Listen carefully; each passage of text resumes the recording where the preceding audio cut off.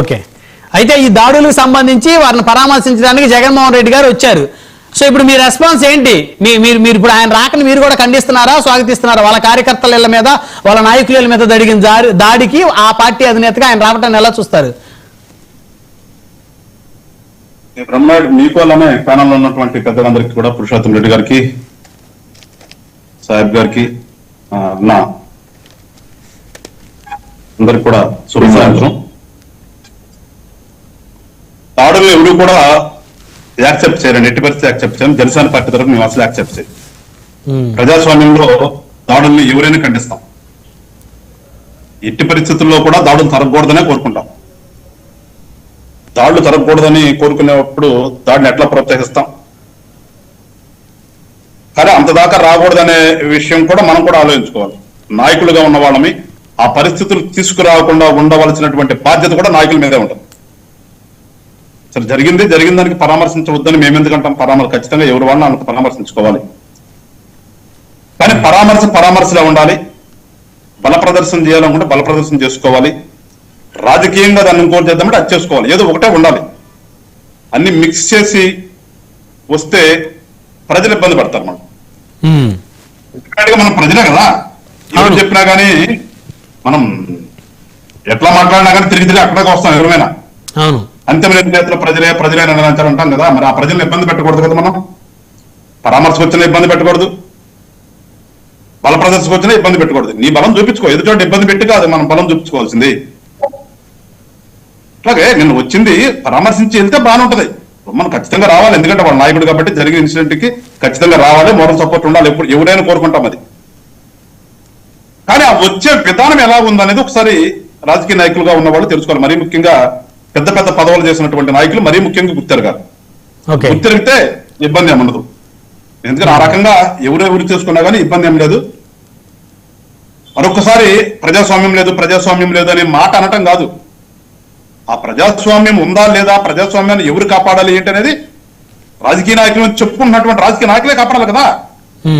లెగిస్తానేమో అవసరానికి రాజకీయ నాయకులు చేసేదేమో ఇంకొకటి, మాట్లాడేది ఇంకోటి. అది కరెక్ట్ కాదు కదా.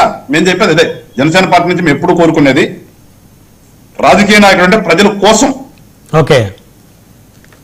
ఎట్లయితే చెప్తామో ప్రజల కొరకు, ప్రజల చేత, ప్రజల రాజ్యాంగం గురించి చెప్తాం, అట్లాగే రాజకీయ నాయకుడు అనేవాడు ప్రజల కోసం ఉండాలి, ప్రాంతాన్ని అభివృద్ధి దిశలో ఉండాలి, ప్రజలకు మంచి చేయాలనేది ఉండాలి. తప్పితే అధికారం అనేది నా కోసము, నేను సంపాదించుకోవడానికి, నా చుట్టూతున్నారు సంపాదించుకోవడానికి, నేనేదనుకున్న చేయడానికి, నాకు నచ్చినాడు కొట్టడానికి అయితే మాత్రం కాదు.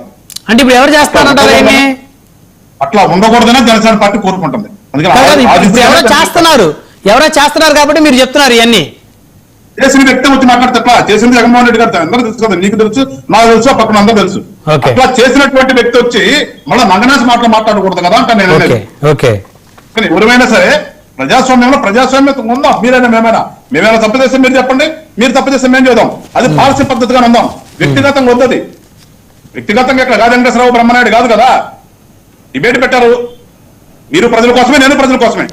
మరి గాదే వెంకటేశ్వరరావు గారు గుంటూరు జిల్లా, ఉమ్మడి గుంటూరు జిల్లా అధ్యక్షులుగా ఉన్న గాదే వెంకటేశ్వరరావు గారు, ప్రభుత్వంలో భాగస్వామైన జనసేన పార్టీ జిల్లా అధ్యక్షులు గాదే వెంకటేశ్వరరావు గారు ఎందుకు గుంటూరు నగరంలో జరిగినటువంటి మాజీ మంత్రి ఇంటి మీద జరిగిన దాడిని ఖండించలేదు? మీరు చూడాల, మీ దాకా వచ్చి నేను అది కరెక్ట్ కాదని చెప్పేసి చెప్పినటువంటి ఒకసారి ఉంటే మీరు ఒకసారి చూడండి, యూట్యూబ్ లో ఉంటే. మేము దేన్ని సమర్థించం, మంచినే సమర్థిస్తాం, చెడుని ఎప్పుడు సమర్థించం జనసేన పార్టీ. తమ్ముడు తనవాడైనా ఏదో చెప్తారా, తమ్ముడు తనడని కూడా కానీ న్యాయంగానే మాట్లాడతాం. మేము ఇక్కడ ఎవడో వెనకేసుకొచ్చేదానికి మేము ఇక్కడ రాలేదు. రావడానికి జనసేనలో లేము మేము. ఖచ్చితంగా తప్పు అనేది నువ్వు చేసినా నేను చేసిన తప్పే. అంతేగాని నువ్వు తప్పు చేస్తున్నావు, తప్పును పురుషోత్తం రెడ్డి గారు కూడా చేస్తే అనే నైజం జనసేన పట్ల మాకు లేదు, మేము అనం కూడా.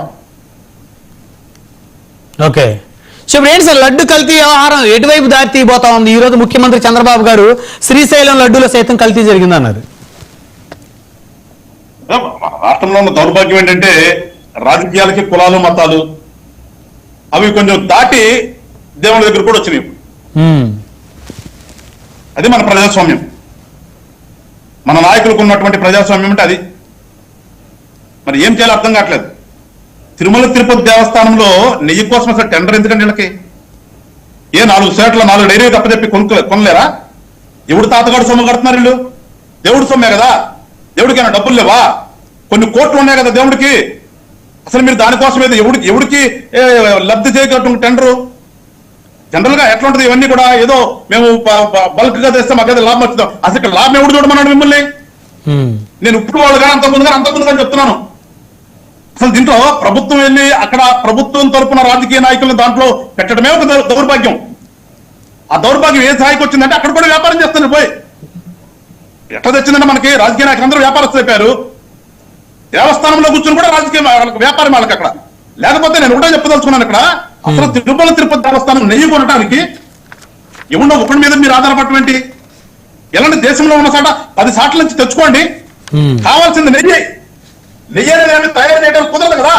నెయ్యి అనేది ప్రకృతి పరంగా అది ఏమంటాం మనం, ఆవు నుంచి కానీ గేదె నుంచి కానీ ఆ పాల నుంచే రావాలి. దాన్ని తయారు చేయడం అనేది ఎక్కడ కుదరని పని. మానవ మాత్రుల వల్ల కాదు, నెయ్యిని తయారు చేయలేరు. కానీ ఇవాళ తయారు చేసిన నెయ్యి వచ్చిందంటే ఎంత దౌర్భాగ్యం అండి ఇది, ఎంత దౌర్భాగ్యం. ఎవడు డబ్బులు లేకనా మిమ్మల్ని ఏమన్నా దేవుడు ఏమన్నా నాకు అరే నాకు ఖర్చు పెట్టదంటే మీరు చూసి జాగ్రత్తగా ఖర్చు పెట్టమని చెప్పాడా వీళ్ళకేమన్నా? అరే కేజీ 600 ఉన్న ఏదైనా బాదం పప్పుని కేజీ 1200 పెట్టుకుంటారు కదా వీళ్ళు. అక్కడ లెక్కలు చూస్తే మనకు తెలుస్తుంది. అట్లాగే ఇవాళ బయట మనకి 600 700 ఉన్నటువంటి కేజీ నెయ్యిని 300కి ఎట్లా వస్తుందని ఎవరికైనా మీకు బుద్ధున్నవాడు ఎవడైనా యాక్సెప్ట్ చేస్తాడు దాన్ని? బుద్ధున్నవాడు ఆ బోర్డులో కానీ అక్కడ ఉన్నటువంటి ఎంప్లాయీస్ కానీ ఆ లోపల పనిచేసేటటువంటి వాళ్ళు కానీ బుద్ధున్నవాడు ఎవడైనా సరే 300 రూపాయలకి నెయ్యి వస్తుందంటే అది నెయ్యి అని నమ్ముతారు. వాడు ఎవడైనా? ఎటు పోతున్నాం మనం? దానికి ఎంత చర్చ అవసరం అసలు? ఆ కూర్చోవడం వాళ్ళకి తెలియదా? ఆ లోపల అనాదిగా ఆ బూంది వండుతున్నటువంటి ఆ బ్రాహ్మణత్వం ఎవరైతున్నారో వాళ్ళకి తెలియదా? ఎందుకని వాళ్ళని కూడా కట్టేశారు? ఎందుకని అధికారులు ఓడిపోని? ఈ ఐఏఎస్లు తెలివి తక్కువ వాళ్ళు కాదు కదా. అక్కడ ఐఏఎస్ని గ్రూప్ ఉన్నాళ్ళు కదా అక్కడ వేస్తుంది. వీళ్ళకి తెలియదా? వాడికి వీళ్ళ జ్ఞానం లేదా? వీళ్ళకి 300 నెయ్యి వస్తుందా? How it is possible? ఎట్లా వస్తుంది అసలు? ఆ మాత్రం జ్ఞానం లేకుండా వీళ్ళు కొనుక్కొచ్చారు దాన్ని. ఇవాళ దాంట్లో ఆ కొవ్వు కలిసిందా, పంది కలిసిందా, గీత కలిసిందా, ఆవు కలిసిందా కదండి అసలు అడల్టరేటెడ్ ఏంటి? అసలు కల్తీ నెయ్యి. సరే నెయ్యి అనుకుందాం, అసలు వాడు ఎవడు చెప్పాడు అసలు నెయ్యి పాలు ఎవరో బాబు దాంట్లో అది మొత్తం రసాయనాలు మిక్సింగ్ అని.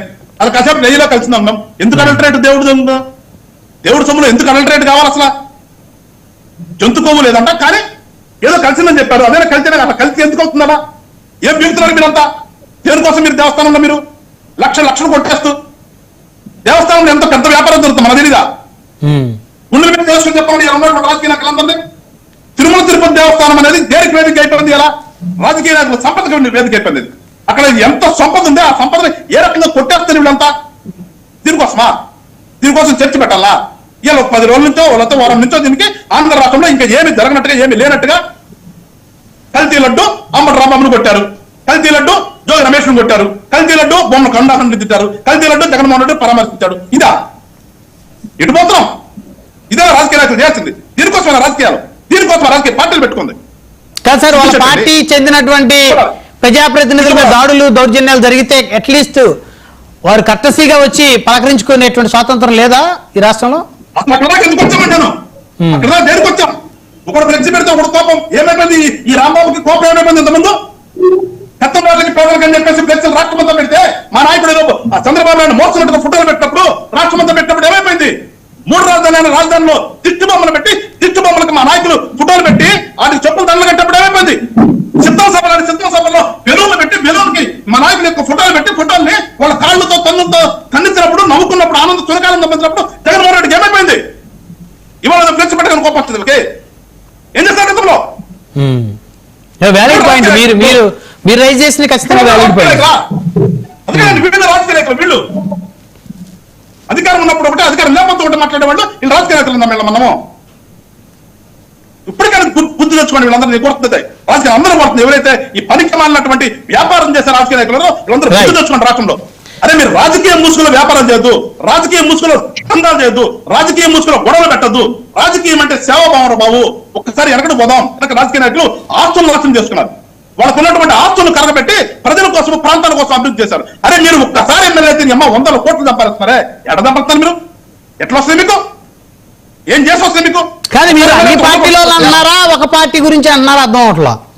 టోటల్ రాజకీయ వ్యవస్థ అంటున్నా సార్ నేను. ఓకే. ఎవరేమైనా అనుకోండి, ఉన్నటువంటి రాజకీయ వ్యవస్థ అంటున్నాను, ఇవాళ ఉన్నటువంటి రాజకీయ వ్యవస్థ అంటున్నాను, నాశనం అయిపోతున్నటువంటి దాన్ని చూసి బాధ వస్తుంది మాకు. మేమేదో ఒక మంచికి మార్పుకి ప్రజల కోసం చేద్దామని వచ్చాం కానీ ఇట్లా తన్నుకుని సాగటానికేనో సంపాదన చేయమన్నట్టుగా ఇవాళ చెప్తుంది. ఇవాళ కూడా జరుగుతుంది. రాజకీయం అంటే ఒకసారి ఎమ్మెల్యే అయితే సంపాదించుకోవడం కాదురా బాబు. ఒకసారి ఎమ్మెల్యే అయితే నీ ఇష్టానుసారంగా ఏదంటా అది చేయటానికి కాదు. అవును. రాజకీయం అంటే నిన్ను నమ్మి ఓట్లు వేసినటువంటి నీ కాన్స్టిట్యూన్స్ లోనే ప్రజలకు మంచి చేయాలి, నీ కాన్స్టిట్యూన్సీ అభివృద్ధి జరగాలి. అది ఆలోచిస్తుంకుండా ఎంత సంపాదిస్తున్నాము, ఏ రకంగా సంపాదిద్దాం, ఇదా? ఆ సంపాదనలో గొడవలు వస్తాయి, కొట్టుకోవట్లడా? ఆ సంపాదనకి దేవుడు కూడా మీకు ఇవాళ దేవుడు సొమ్ముని దేవుడు ఖర్చు పెడతాను కూడా మీరు దాంట్లో కమిషన్లు కొట్టేయాలా? Right right. మాట్లాడదాం. మనతో పురుషోత్తమ్ రెడ్డి గారు ఉన్నటువంటి వీళ్ళ గురించి అన్న మనం చర్చించుకోవాల్సింది. ఇలాంటి పనులు చేసిన వీళ్ళ గురించి చర్చించుకోవాలా? ఒకరోజు చెప్తాడు, ఇది చూసాను ఏమన్నా వైవి సుబ్బారెడ్డి ఇంత ప్రెస్ మీట్ పెట్టి చెప్తాడు, ఆ దాంట్లో కల్తీ ఉందన్నారు కానీ జంతువు పోవలేదంట. సిగ్గుపడద్దాయినా? నీ టైంలోనే కదా ఇప్పుడు అంతా, నువ్వు ఉన్నప్పుడే నిర్వాహం అంతా నీతో మొదలై. ఓకే ఓకే ఓకే గాదే గారు సమయం చాలా